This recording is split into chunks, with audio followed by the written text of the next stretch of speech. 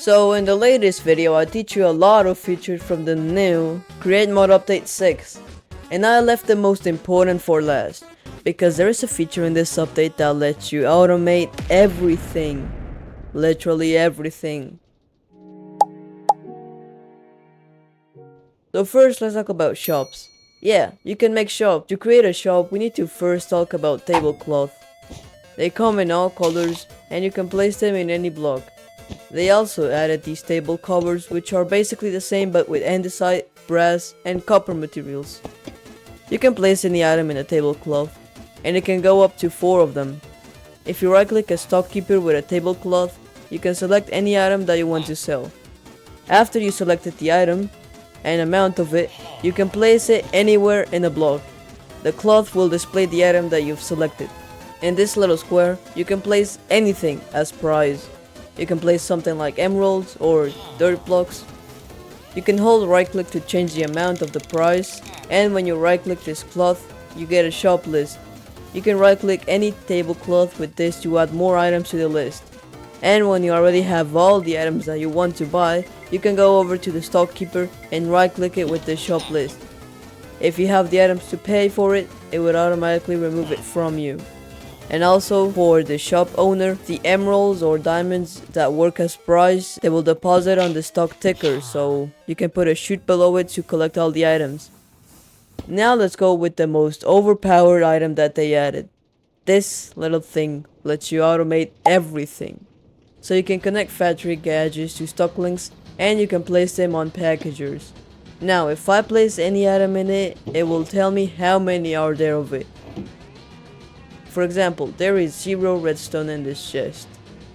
But we connected it to this link. That means that this factory gadget has access to our storage. If you hold right click, you can select an amount. If we select like 20 redstone, it will see that this chest is missing redstone. And don't forget to put an address to it, or else it won't know where to send the redstone. You can put the frog's name so he can pick it up. It will request some from this packager. This frog will pick it up and place it in a chain, and this one right here will pick it up and place it in the chest. But this is not the best feature of the factory gauge. See, if you place a cardboard wall, you can place factory gauges that are linked to a stock link. If you place an item in it, you can see how many is there of it. Now imagine we don't have a single bit of cyan wool, but we want to have some. Well, we have wool and cyan dye in the vault. So cyan wool is made from 2 ingredients. That means that we will place 2 factory gadgets connected to the vault and place the items on it. Now we can right click this one and connect it to both of the ingredients needed. If you have them, then you can continue. Now that we have this connected, we can decide if you want to send the items to you and you craft it, or if you want to craft automatically. So if I have this crafting station here where we have a frog that can pick up those ingredients and craft them, then this one picks it up and sends it to the vault, we can go over to the factory gauge, select automatic crafting, and put the frog's name down here. Oh, and also select an amount. The factory gauge will send a link to the stock link saying, hey, there is some cyan wool missing, so we need to send the ingredients to make it. The packager will send a box with the ingredients, and the frog will place it in the conveyor belt. This frog will pick it up, it gets filtered, unpacked, and crafted. Then it gets packed again and sent to the vault. And it does that until it has all the cyan wool.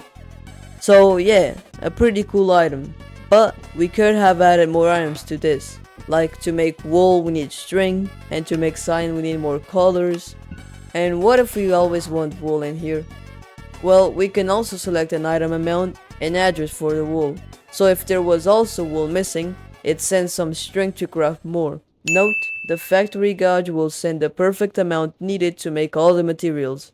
So if one of the boxes doesn't reach the vault, it will stay without finishing until you fix it. So watch out with that. But we can also make items smelt automatically. If we have a smelting system set up, we can place an address for the items that require smelting, and it will also do it automatically. For example, this frog is called Bulk Blast Frog, and I want to have more iron in here. And I have raw iron that I can cook. Well, I select to connect this iron to the raw iron, and in the iron factory gauge I can select an address and it will send the raw iron to smelt. Note, when you are making the automatic crafting setup, make sure to connect all the mechanical crafters with a wrench. And also, you will need a very special block when you are doing it, the repackager. Imagine you have a lot of crafting recipes.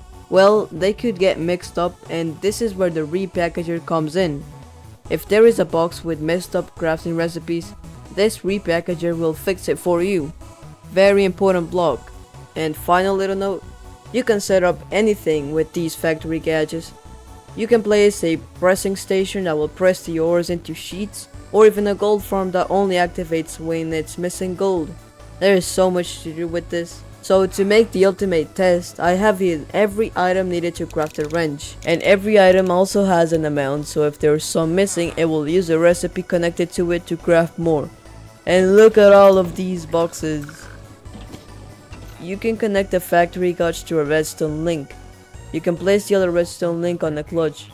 If there is more than the item amount needed, it will send a constant redstone signal to the other one, which will make the clutch stop rotating. And if it has less, it will stop sending power, which will make the clutch start moving. Now this is useful, for example, a cobblestone farm with a drill. If it needs cobblestone, it will start mining, and if it doesn't, it will stop the machine. You could use this for more machine ideas, but I'll let you with that example. Another little thing that they added is the pulse timer. This block can be configured to make a redstone signal every now and then. I can put it to every second it produces a redstone signal, or every hour. And the last thing that I haven't talked about is the cardboard stuff that they added. First, these two cardboard blocks are new. You can craft them with cardboard, which is made by pressing pulp, which is made with any nature crop or block and some water. They also added cardboard armor, which if you're wearing the full set, you can shift and become a little box. This will make you invisible to mobs, just don't get too close. And finally, they added this cardboard sword, which does no damage but can knock mobs. Kinda like a knockback sword, but that deals no damage.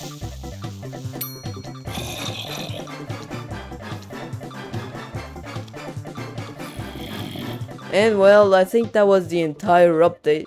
Surely the best one, right above the trains update. Don't forget to like the video and comment, and if I missed anything in the update, you can tell me and I might make a community post about it. Goodbye everyone, and I'll see you next time.